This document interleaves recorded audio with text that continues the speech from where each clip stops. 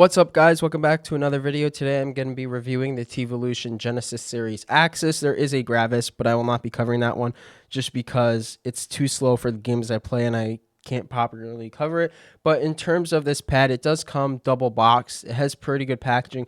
My Gravis did come damaged, but that could be a factory issue. I'm not sure. The Axis came fine and well secured.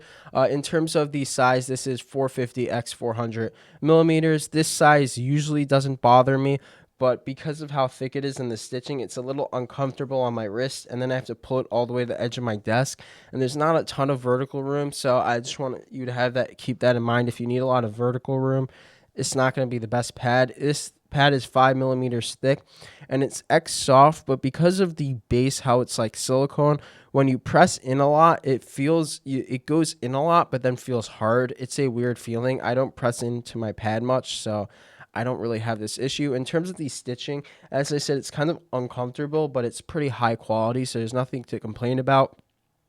The base is a silicone composite. This is one of the stickiest bases I've ever used, probably the second stickiest base. It does not move. Like, it's also even hard to adjust, which isn't bad because it's just so sticky, won't move during in-game. So if your desk, pads don't stick to it, this is the base for you. In terms of the pads layers, there's some weird names. This is what they call it. So the silicone composite base, a stability frame layer, adaptive response core, and then you have the precision glide core. And then in terms of the surface, it's called Aquatica fabric. This is a balanced surface with the 4 speed dots, which is mostly what I've been using. It's a pretty fast pad. Like, there's not really like much stopping power. It's pretty fast, but you can use artisan skates and you'll get a more slower experience with a decent amount of stopping power. Same thing with Pink Fox full skates. It's still pretty fast, but then you have a decent amount of stopping power. This pad does have an issue with the X and Y axis. The X axis is like significantly faster than the Y axis. It's not just by a little, it's like significantly faster.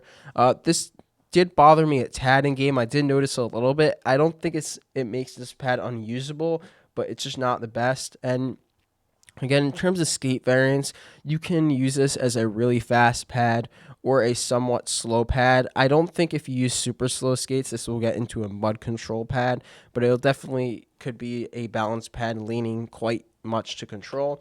So you kind of get to tune this pad a bit. In terms of the actual surface feel, it feels smooth, but then there's these like ridges on the surface where it kind of makes it feel a little textured as well. I can't like really explain it well, but it's very interesting, and I think that's why the y-axis is slower, because the ridges only go down the x-axis, and that's why I think it's different. I don't know. This is a very unique and interesting surface, but yeah, it's not like completely smooth, but it feels very smooth.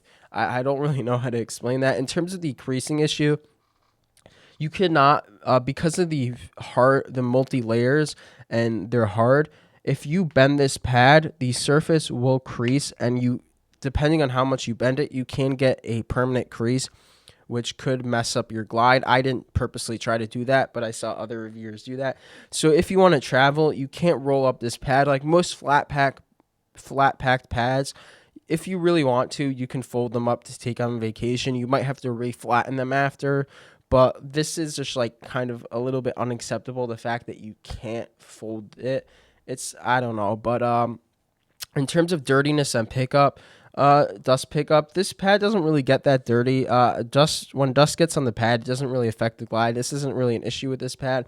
In terms of tracking in game, I didn't have any issues. The performance with this pad in game was completely fine. I was playing to my best ability, and I really had no issues, except sometimes the y-axis was too slow and inconsistent with the x-axis. In terms of price, this is $40 before shipping. Overall, should you buy this? So at the end of the day, you can get something like an Artisan Zero for $15 more. So it's kind of a hard recommendation just because the size isn't great. If you get a smaller size Zero, it's probably only even a $10 difference. The size isn't great. The x-axis is off. I think there are so many better pads on the market. The main selling point for this pad, I would say, is the super sticky base. Like, if you cannot have if you have an Artisan or a similar pad that doesn't stick to your desk, then this might be for you. If you're just gonna put this on your desk and never take it off, this pad is okay and somewhat recommendable, but I just don't think it's really good. I think Teevolution really needs to they need to like tune the surface where the y axis is just as fast, and they need to make a 490 by 420 or 500 x 500 size. But overall, for their first pad, I don't think this is too horrible. I think it's okay. It's a decent pad, but it really could be better. They did tell me this was a pre-production um, model, but the pre-orders are already opened, and I don't really know from the ones that are on the pre-orders how much they can really change. Like they would have to change the entire surface material and the base to make it like much better. So I don't really know what to say. But if you liked some of the things about this pad, like the base or the way I described the surface, I'll still leave it down below in case you want to buy it. But I'll see you in the next one, and thanks for watching.